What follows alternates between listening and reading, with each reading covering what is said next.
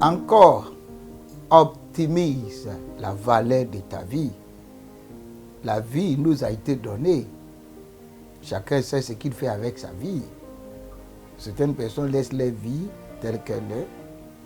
Certaines personnes fournissent des efforts. Certaines font des investissements personnels pour optimiser la valeur de leur vie. La bonne nouvelle est que ce que l'homme aura semé, il moissonnera. Si l'homme laisse sa vie telle qu'elle est, cet homme vivra une vie ordinaire.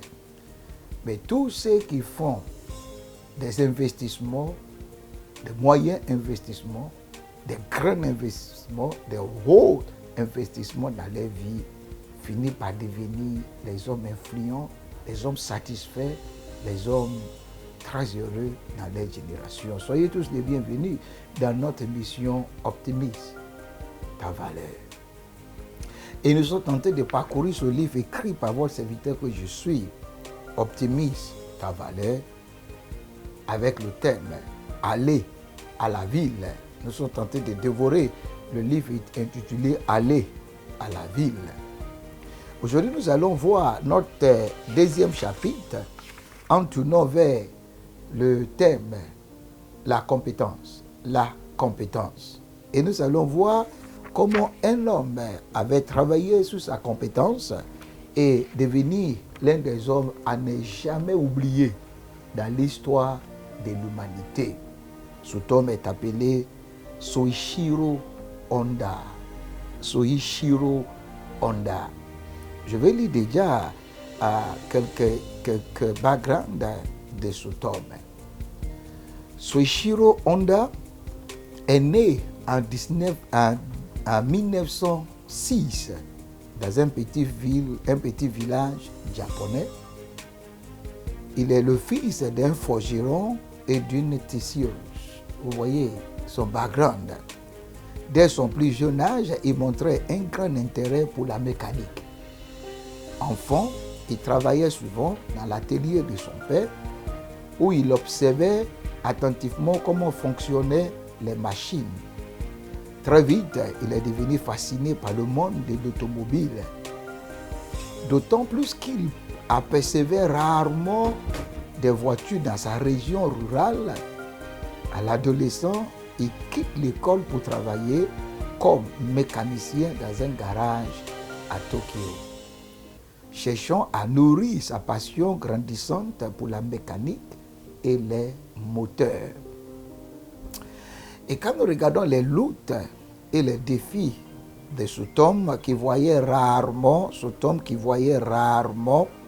les véhicules dans sa région, qui avait décidé qu'il y aura des véhicules, il y aura des voitures dans sa région, nous regardons ces luttes et ces défis. La route de Honda vers le succès n'a pas été facile. Après avoir fondé sa première entreprise, Tokai Seiki, une société spécialisée dans la fabrication de sèchements de pistons, il rencontre de nombreux revers. À ses débuts, Honda n'a pas pu obtenir le contrat qu'il souhaitait avec Toyota, car la qualité de ses pièces n'était pas au niveau attendu.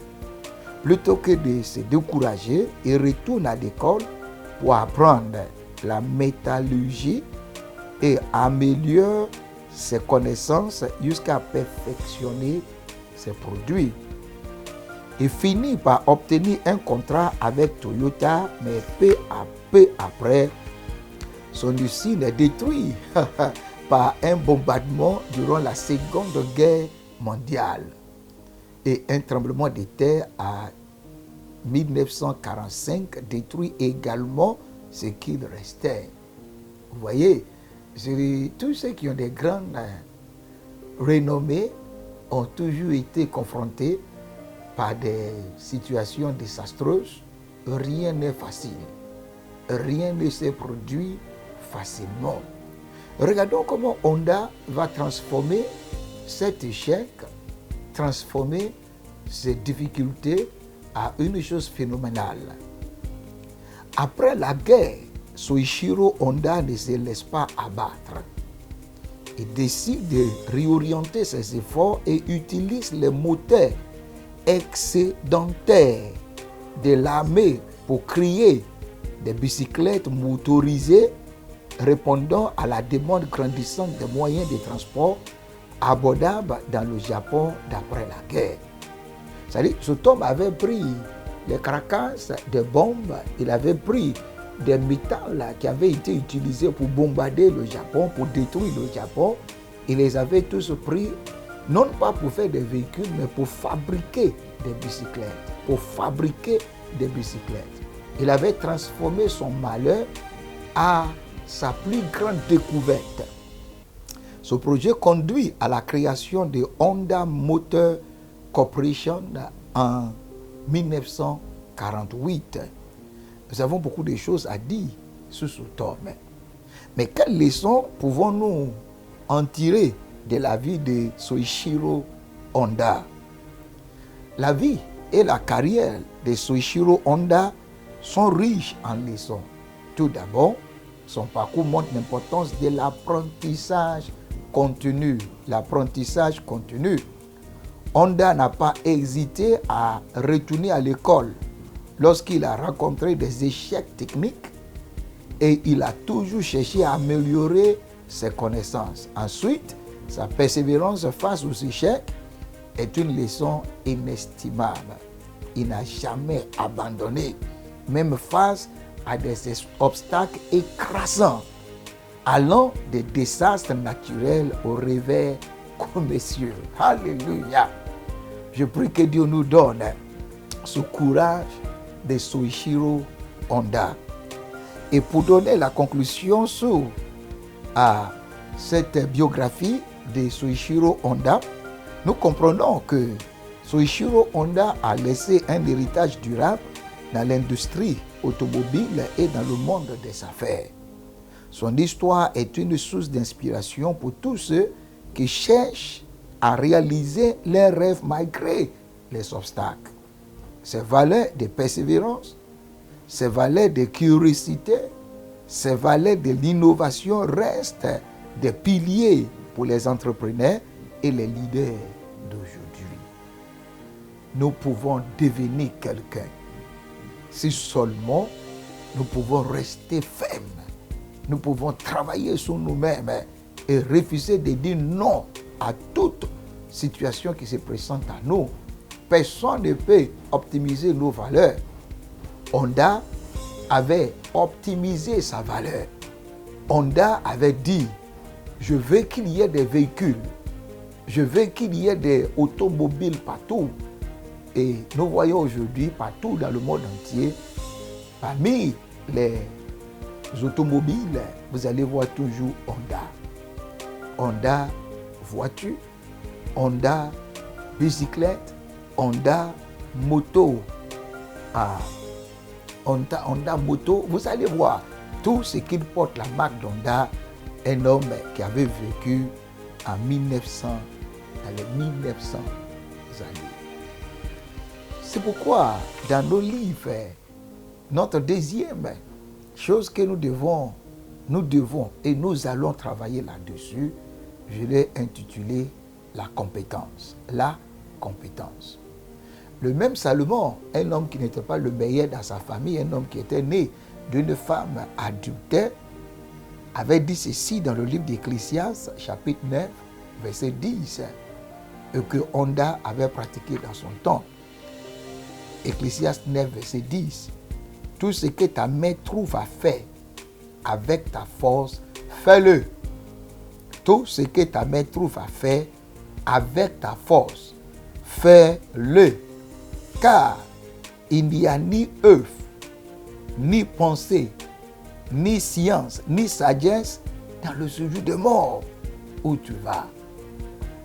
Honda n'est plus, mais dans son temps, il avait transformé tous ses désastres, tous ses revers, toutes ses souffrances à sa gloire. Il avait été rejeté par Toyota. Il avait vu les Américains bombarder le Japon. Il avait vu son industrie détruite complètement, mais il ne s'est pas arrêté. Ne t'arrête pas. Lève-toi, ami. restent debout. La vie n'est pas faite pour ceux qui tombent et qui restent couchés à terre. La vie n'a jamais été faite pour ceux qui ne peuvent pas relever le défi. Honda avait relevé le défi. Henry Ford avait relevé le défi. Toi aussi, tu peux relever le défi. L'homme optimise sa valeur en transformant les situations négatives à l'accomplissement de ses rêves.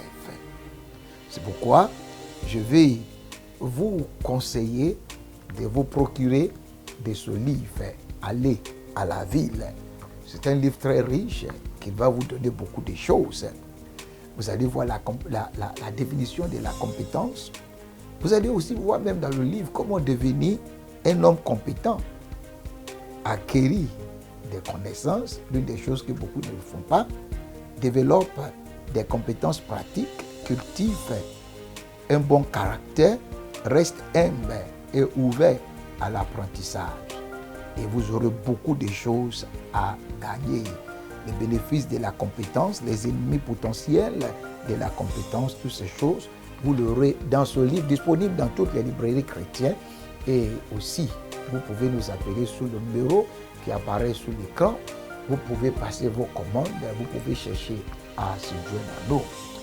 Je vous aime et je crois que vous êtes nés pour réussir.